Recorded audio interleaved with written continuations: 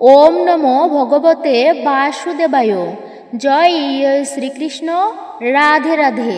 5ই জুলাই শনিবার দিন, পবিত্র উল্টো রথযাত্রার দিন। ভুলেও মুখে তুলবেন না এই 5টি খাবার, নতুবা সারা বছর নানা প্রকার রোগ জ্বালা যন্ত্রণায় ভুগতে হবে আপনাকে। উপার্জনের অর্ধেকের বেশি টাকা চলে যাবে চিকিৎসার পেছনে, তাই আজকেই সাবধান হয়ে যান। শাস্ত্রে বর্ণিত রয়েছে জগন্নাথ প্রভুর বিশেষ লীলা কাহিনী, যা আজকের দিনে একটি বারের জন্য হলেও অবশ্যই শ্রবণ করতে হয়। এই শুভ দিনে জগন্নাথের লীলাকথা শ্রবণে পাপ দূরীভূত হয়, সংসারে পরিবারের সুখ শান্তি সৌভাগ্যের উদয় হয়। প্রভু জগন্নাথ অত্যন্তই প্রসন্ন হবেন আপনার প্রতি। 2025-এ এই বছর উল্টো রথযাত্রা পড়েছে বাংলায় 20শে আষাঢ় 1432, ইংরাজি 5ই জুলাই 2025 শনিবার দিন। রথযাত্রা বা উল্টো রথযাত্রা রয়েছে বিশেষ গুরুত্ব।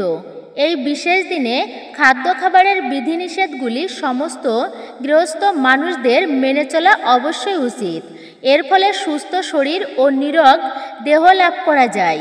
পরিবারের সুখ শান্তির পরিবেশ বজায় থাকে, অর্থ আগমনের পথ প্রশস্ত হয় এবং অর্থ অপচয় হওয়া বন্ধ হয়। আজকের ভিডিওতে আলোচনা করব আমি আপনাদের সাথে 5ই জুলাই শনিবার দিন, পবিত্র উল্টো রথযাত্রার দিন, কোন বিশেষ 5টি খাবার আপনারা ভুলেও মুখে তুলবেন না এবং কোন বিশেষ খাবারটি এই উল্টো রথযাত্রার দিনে অবশ্যই গ্রহণ করবেন। এর ফলে প্রভু শ্রী জগন্নাথ দেবের আশীর্বাদ পাবেন, মা লক্ষ্মী গৃহে ইতস্থিত হবেন। তাই প্রতি ভক্তদের কাছে একটি অনুরোধ করব আমি, যে আজকের ভিডিওটি একেবারেই স্কিপ করবেন না, সম্পূর্ণই মনোযোগ সহকারে শেষ পর্যন্ত অবশ্যই দেখুন এবং শ্রবণ করুন ভক্তির সহিত। নমস্কার, আমি দীপা। দেশ ও দেশের বাইরে থেকে যে সকল দর্শকেরা এই মুহূর্তে ভিডিওটি অন করেছেন তাদের প্রত্যেককে সুস্বাগত জানাই রায়কিশোরী দীপা অর্থাৎ সনাতন ধর্মীয় তথ্যমূলক চ্যানেলে। আমি সর্বদা চেষ্টা করি সনাতন ধর্মের এরকমই সকল গুরুত্বপূর্ণ বিষয়গুলি আপনাদের সামনে উপস্থাপন করতে, শেয়ার করতে। আসুন কিছুক্ষণ সময় প্রত্যেকে একসঙ্গে ধৈর্য ধরে আজকের এই গুরুত্বপূর্ণ তথ্য প্রসঙ্গে আমরা বিস্তারিত জেনে নিই।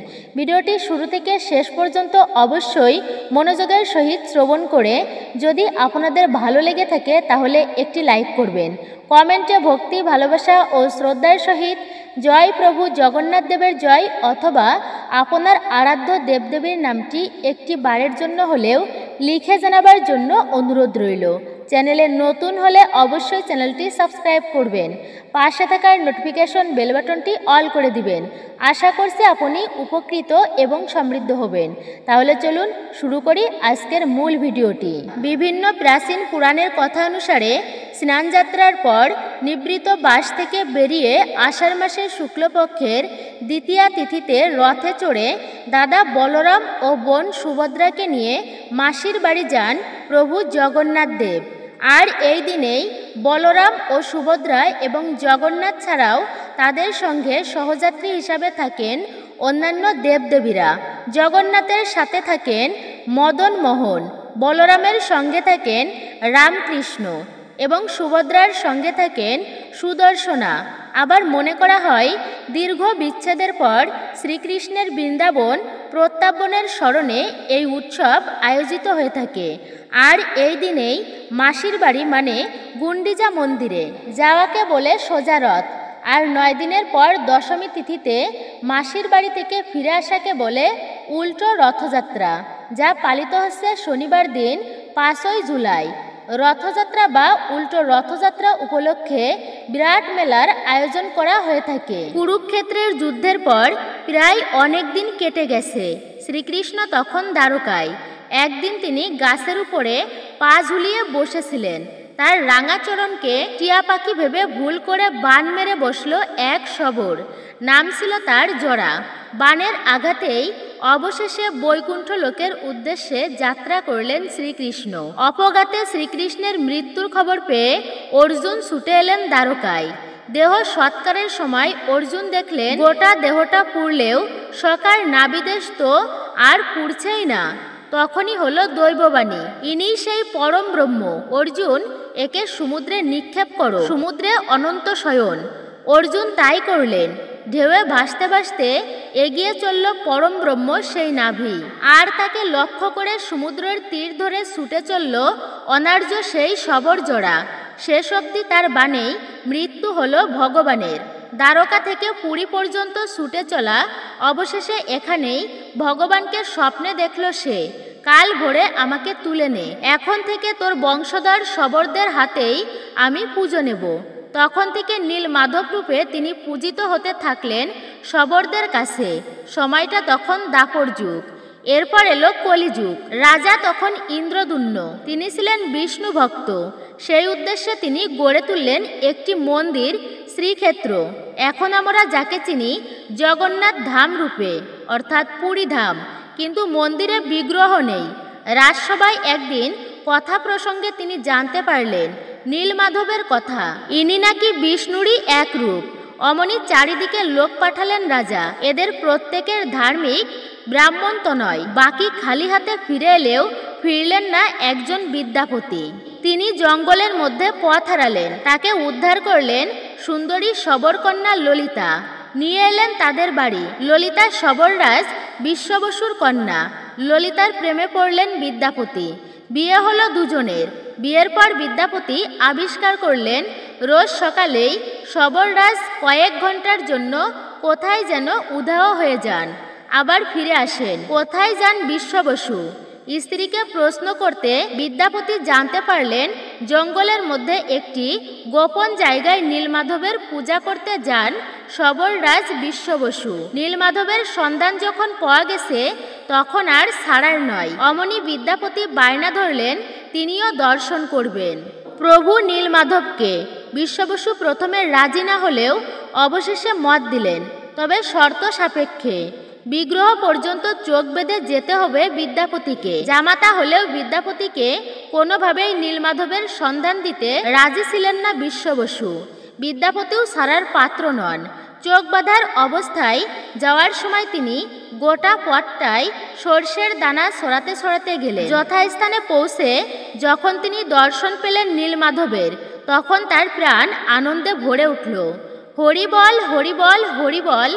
বনের মধ্যে পুজোর ফুল কুড়িয়ে এনে বিশ্ববসু যখন পূজায় বসলেন, অমনি দৈববাণী হলো, এতদিন আমি দীনদুঃখীর পুজো নিয়েছি, এবার আমি মহা উপাচারে রাজা ইন্দ্রদুম্নের পূজা নিতে চাই।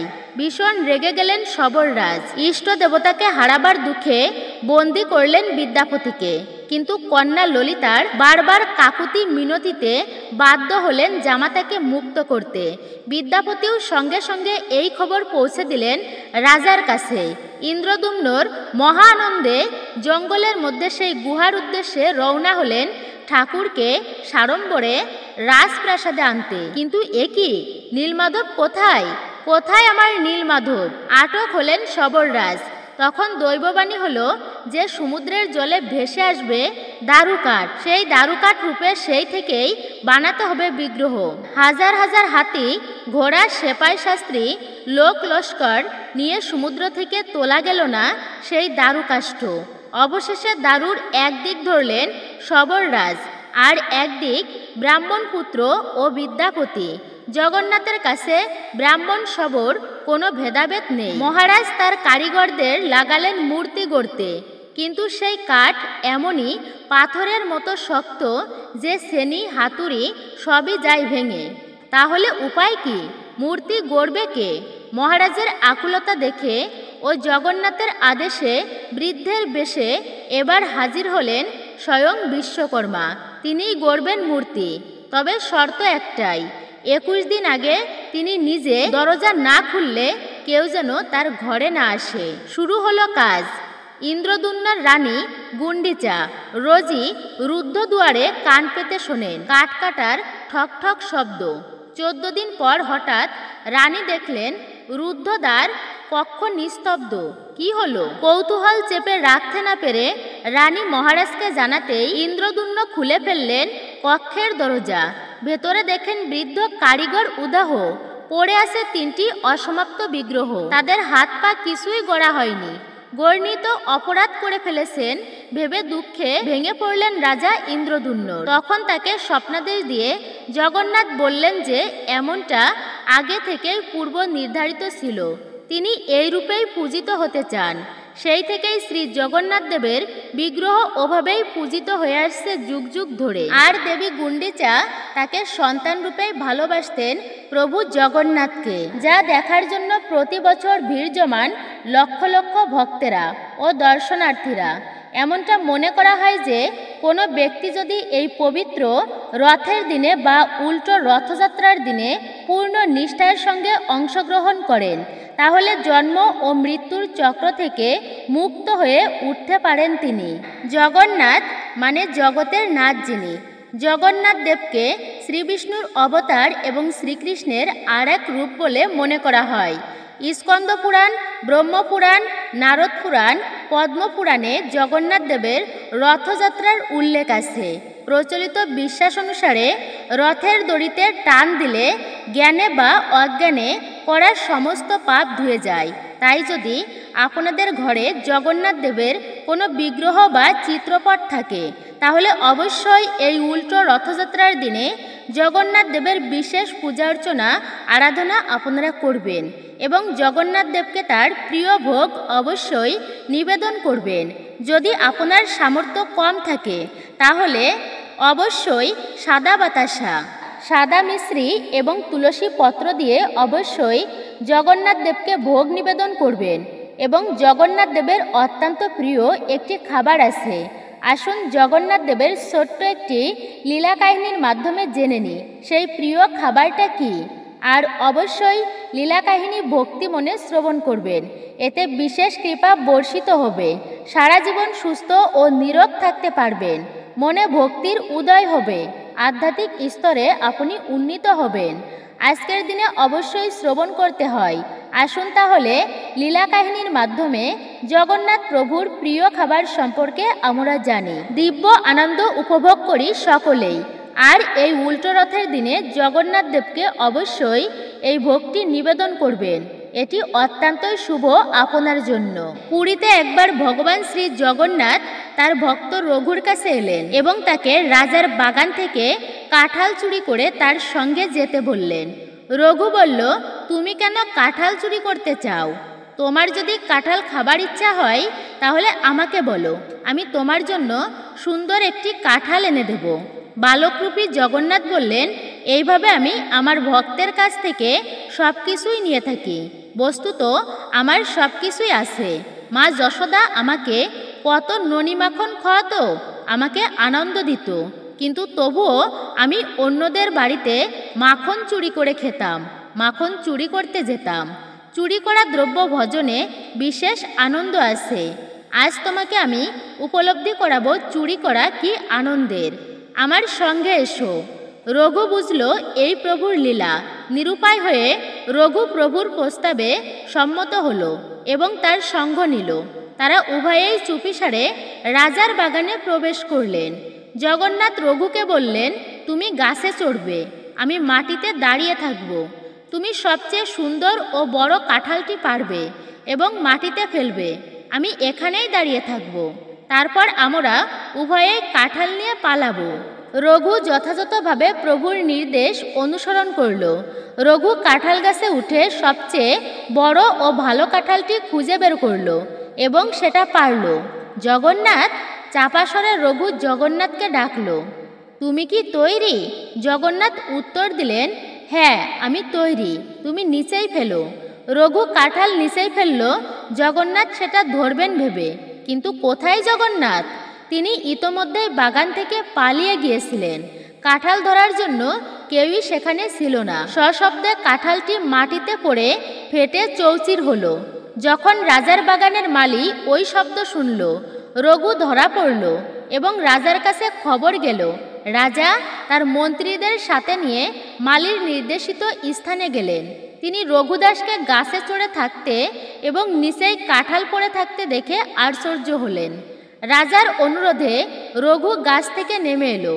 রাজা রঘুকে জিজ্ঞাসা করলেন, প্রভু তোমার যদি কাঁঠাল খাওয়ার ইচ্ছা হয়ে থাকে তাহলে গভীর রাত্রে আমার বাগানে এসে গাছে চড়ার কি প্রয়োজন ছিল তোমার? তুমি আমাকে একটিবার বলতে পারতে, আমি কাঁঠাল পাড়ার ব্যবস্থা করে তোমার বাড়িতেই পাঠিয়ে দিতাম। রঘু তখন প্রভু জগন্নাথ কিভাবে তাকে ঠকিয়েছে সব বৃত্তান্তই বলল। প্রত্যেকেই প্রভুর রম্য এই লীলা শুনে খুবই আনন্দ পেল এবং সকলেই হাসতে লাগলো। তারা রঘুর মহত্বের জন্য তার গুণগান করলেন। সক্ষরসে এইভাবে প্রভু জগন্নাথ রঘুর সঙ্গে অনেক লীলা করেছিলেন। তা অবশ্যই এই দিনে আপনারা প্রভু জগন্নাথকে কাঁঠাল ফলের ভোগ নিবেদন করবেন, আর তারপরে বাড়ির প্রত্যেক সদস্যরাই জগন্নাথ দেবের এই কাঁঠালের ভোগ প্রসাদ গ্রহণ করবেন। যদি আপনাদের বাড়িতে প্রভু শ্রী জগন্নাথ দেবের বিগ্রহ বা কোনো চিত্রপট না থেকে থাকে তাহলে সেক্ষেত্রে ভগবান শ্রীকৃষ্ণের পূজা অর্চনা অবশ্যই আপনারা করতে পারেন এবং তাকে আপনারা প্রভু শ্রী জগন্নাথ রূপে পূজা অর্চনা করতে পারেন। সারা বছর সুস্থ ও নীরোগ থাকার জন্য প্রভু জগন্নাথ দেবের ভোগ প্রসাদটি এই উল্টো রথযাত্রার দিনে অবশ্যই আপনারা গ্রহণ করবেন এবং পরিবারের প্রত্যেক সদস্যদের সেই প্রসাদ অবশ্যই দেবেন। এর ফলে সুস্থ ও নীরোগ শরীরে থাকতে পারবেন। এবং কিছু খাবার আছে যে খাবারগুলো এই উল্টো রথযাত্রার দিনে যে খাবারগুলো খাওয়া একেবারেই উচিত নয়, শুভ নয়। এর ফলে পরিবারে নানা প্রকার বাস্তুদোষ, গৃহ অশান্তি এবং রোগব্যাধি প্রচুর পরিমাণে দেখা দেয়। এই উল্টো রথযাত্রার দিনে আপনারা প্রথমত যে খাবারটি বর্জন করবেন আর তা হলো যে কোনো আমিষ জাতীয় খাবার, যেমন মাছ, মাংস, ডিম, মুসুর ডাল, সিমের বিচি, পেঁয়াজ, রসুন ইত্যাদি রাজসিক খাবার সম্পূর্ণই বর্জনীয় এই শুভতম দিনে। উল্টো রথযাত্রার দিনে বাইরে থেকে কোনো খাবার খাওয়া একেবারেই উচিত নয়। বর্জন করবেন এই দিনে বাহিরে খাওয়া। বিশেষ করে রেস্টুরেন্ট থেকে কোনো খাবার অর্ডার করে খাবেন না, কারণ যখন আমরা কোনো খাবার অর্ডার করে খাই তখন আমরা জানি না যে তাতে কোনো পেঁয়াজ রসুনের সংমিশ্রণ হয়েছে কিনা। আর সর্বদিক থেকে মঙ্গলময় এই দিনে বাড়িতে নিরামিষ খাবার খাওয়ার অবশ্যই চেষ্টা করবেন। রথযাত্রা বা উল্টো রথযাত্রা একটি অত্যন্তই পবিত্রতম দিন। এই দিনে কোনো শুভ কার্য করার জন্য পঞ্জিকা দেখার প্রয়োজন হয় না। এই দিনটি এতটাই পবিত্র। দ্বিতীয়ত হচ্ছে তামসিক খাবার, তামাক বা কোনো নেশাজাতীয় জিনিসপত্র। রথযাত্রা বা উল্টো রথযাত্রার দিনটি সনাতন ধর্মাবলম্বীদের কাছে অত্যন্তই পবিত্র এবং গুরুত্বপূর্ণ একটি বিশেষ দিন। তাই এই দিনে নিয়মবিধি ও বিশেষ। তাই এই দিনে কোনো নেশাজাতীয় দ্রব্য গ্রহণ করা কিন্তু একেবারেই উচিত নয়। সকালবেলাতে স্নান সেরে প্রভু জগন্নাথ দেবের নাম স্মরণ করে এই পবিত্র দিনটি শুরু করা অবশ্যই উচিত। যদি সম্ভব হয় গঙ্গা বা পবিত্র নদীতে স্নান করা উচিত। তৃতীয়ত যে জিনিসটির কথা এই উল্টো রথের দিনে আপনারা ভুলেও খাবেন না, আর তা হচ্ছে সবুজ এবং লাল রঙের যে কোনো প্রকার শাক। আমরা অনেকেই আছি যাদের শাক খুব পছন্দের, কিন্তু এই উল্টো রথযাত্রার দিনে শাক খেলে নানান রকম পেটের রোগ, জ্বালা যন্ত্রণা লেগেই থাকে এবং চিকিৎসার পেছনে প্রচুর অর্থ অপচয় হয়।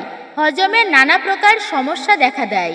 বিশেষ করে কলমি শাক, লাল শাক, লাউ শাক, পুঁই শাক বা যে কোনো রকমের লাল রঙের শাক, নোটে শাক, মিষ্টি কুমড়ার শাক ইত্যাদি শাক জাতীয় খাবারগুলি এই উল্টো রথযাত্রার দিনে ভুলেও আপনারা খাবেন না। তবে যদি সব শাক আপনার পক্ষে মানা সম্ভব না হয় তবে বিশেষ করে কলমির শাক আপনারা মুখেই তুলবেন না, কারণ জানা যায় জগন্নাথ প্রভুর জ্বর হয়েছিল তখন তিনি রাজসজ্জা ত্যাগ করে কলমির বিছানায় শুয়েছিলেন। এই উল্টো রথযাত্রার দিনে ভুলেও মুখে তুলবেন না যে কোনো তেতো জাতীয় জিনিস, যেমন উচ্ছে, করলা, বিশেষ করে নিম পাতা। মনে করা হয় জগন্নাথ দেবের বিগ্রহ নিম কাষ্ঠ এবং দারুব্রহ্ম দিয়ে তৈরি। তাই এই দিনে নিম কাঠ বা নিম গাছের কোনো কিছু বা নিম পাতা খাওয়াও কিন্তু অত্যন্তই অশুভ। এই দিনে এটি স্বাস্থ্যের জন্য ক্ষতিকারক। এর ফলে সারা বছর নানা প্রকার রোগে ভুগবেন। বলা হয় যে উল্টো রথযাত্রা বা রথযাত্রা অত্যন্তই পবিত্রময়। তাই এই দিনে মিষ্টি জাতীয় খাবার গ্রহণ করলে পরিবারের সদস্যদের মধ্যে মিষ্টতা বজায় থাকে এবং এর উল্টোটাই হয় যদি তেতো জাতীয় খাবার খাওয়া হয় এই দিনে। আর সবজির মধ্যে এই দিনে ভুলেও খাবেন না পটল। একটি বিশ্বাস অনুসারে মনে করা হয় প্রভু শ্রী জগন্নাথ দেব যখন ধূমজ্বরে পড়েছিলেন তখন তিনি পটলের শয্যা নিয়েছিলেন, মাথার বালিশ বানিয়েছিলেন পটলের।